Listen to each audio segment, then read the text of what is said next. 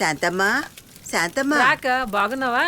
రాక లోపలికి వెళ్దాం. పర్వాలేదు, ఇక్కడే కూర్చుందాం. ఏంటాక ఈ మధ్య అసలు కనపట్టలేదు. కస్తూరి పెళ్ళైపోయాక మా అబ్బాయి దగ్గరికి వెళ్ళి ఈ రోజే వస్తున్నానక్క. విషయం తెలియగానే కంగారు పడుతూ వచ్చాను. ఏం చెప్పమంటావు? మేము ఎంత చెప్పినా వినిపించుకోకుండా అది పట్టుదలగా డాక్టర్నే పెళ్లి చేసుకుంటానంది. దాని తల రాత, దానివల్ల మా మనశ్శాంతే పోయింది. అంతా విధి రాతే. తలా ఒక పని పంచుకొని ఈ పెళ్లి పనులన్నీ బాగానే చేశారు.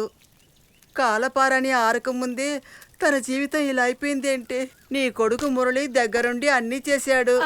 మురళి అన్నం పెట్టమంటావా? తర్వాత తింటాను. మురళి, ఏంటయ్యా, బాగున్నావా? బాగున్నాను. విషయం తెలిసింది, చాలా బాధపడ్డానయ్యా. ఆ పెళ్లిలో మన మురళి అడవడిగా ఆ డాక్టర్ గురించే పట్టించుకున్నాడు. ఆయనకి పండ్లు ఇవ్వడం ఏంటి, పాలు ఇవ్వడం ఏంటి, నాకు కొద్దిగా ఇవ్వరా అంటే నీకు ఇవ్వను, డాక్టర్కే ఇస్తాను అన్నాడు. ఆ డాక్టర్ని అంత బాగా చూసుకున్నాడు. ఇదంతా కస్తూరి మీద ఉన్న ప్రేమతో కదా కమల్ చేశాడు. అంతా నాశనం అయిపోయింది. నువ్వు చెప్పింది కూడా నిజమే అక్క.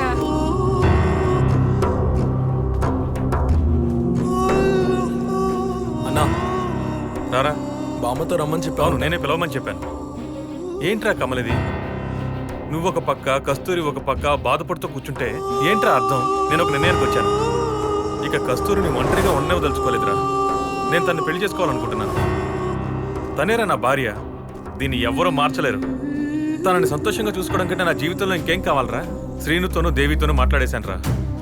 నువ్వు వెళ్ళి కస్తూరిని కలిసి నేను చెప్పానని చెప్పు. ఎందుకంటే తను ఇప్పుడున్న పరిస్థితుల్లో నువ్వు చెప్తేనే వింటుందిరా. అర్థమైందా? ఏంట్రా, నేను మాట్లాడుతూనే ఉన్నాను, నువ్వు మౌనంగా ఉన్నావేంటి? ఏం ఆలోచిస్తున్నావురా? ఏం ఆలోచించట్లేదన్నా, నేను వెళ్ళి మాట్లాడతాను. కస్తూరి నీదే. తను కుదరదు అన్నా నేను ఒప్పిస్తాను. ఓకేనా అన్నా? అందుకనే నేను రమ్మన్నాను. వస్తాను. సరే అన్నా.